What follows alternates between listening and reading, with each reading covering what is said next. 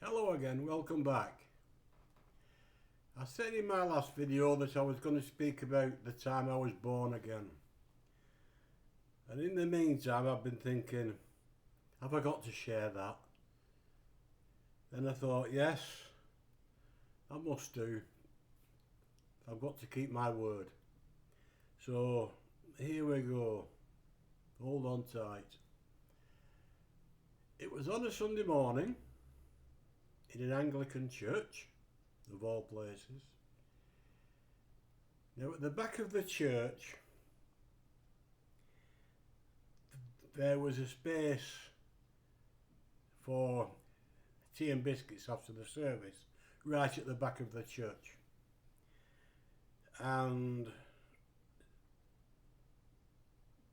after the service we have a side chapel where people went in if they wanted prayer after the Sunday morning service.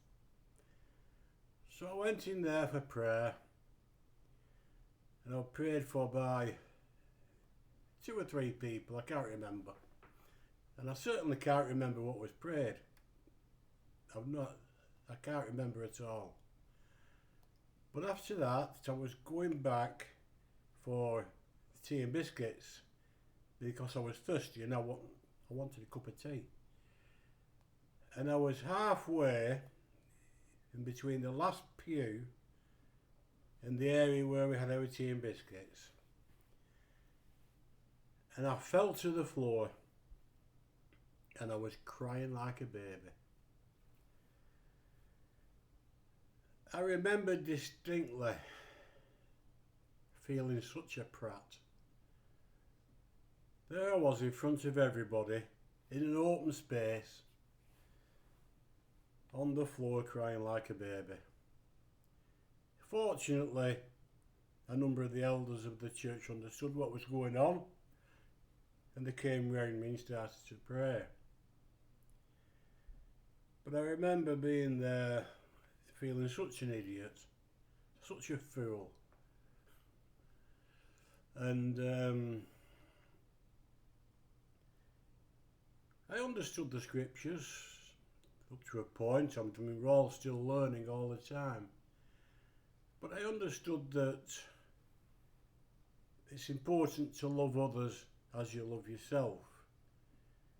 Well, that's easy if you don't love yourself very much. At that time I didn't. So it was easy. But while I was there on the floor, God showed me His love. His love came down and enveloped me like a cloak. I was on the floor, still feeling a prat. But I thought of the shortest verse in the Bible, which is John 11:35. Jesus wept. And I remembered distinctly thinking, if it's good enough for Jesus, it's good enough for me. And so I was there crying like a baby. Eventually, obviously I got up, I came round.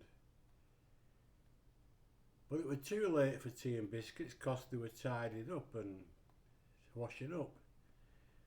So I missed my cup of tea, which I was a bit miffed at.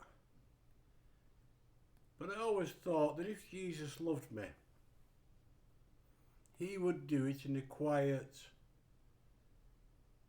nice way.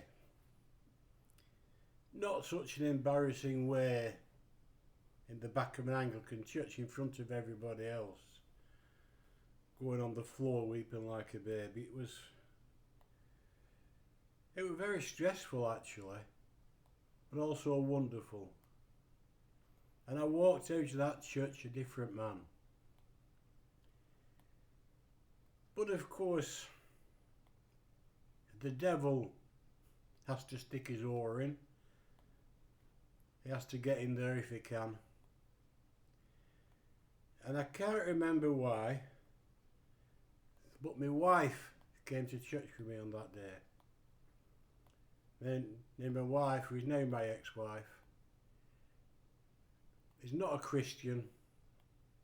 In fact, she used to deride my faith. She was there at the back of church, and all the way home, which is a 10-15 minute drive, and depending on the traffic, all the way home she was going on, "How dare you embarrass me like that? I can never go there again. How dare you?" All the way home. And I suppose I could have let that affect me in a great way. But as we know, God is gracious, and He kept me on the straight and narrow. He helped me to keep faith in Him, which is the important thing. He says in Scripture that we've got to abandon our loved ones if we want to walk with Christ. He says, "Who is your father and mother? Who are your brother and sisters?" And so it was a relatively easy thing to do. I will speak about all that in a future video. But on this day, the day that He came on me, I can remember being on that floor, and I can remember Him enveloping me in His love, and the peace I felt was incredible. Absolutely incredible. So, if ever any of you are not born again, it's important that you are.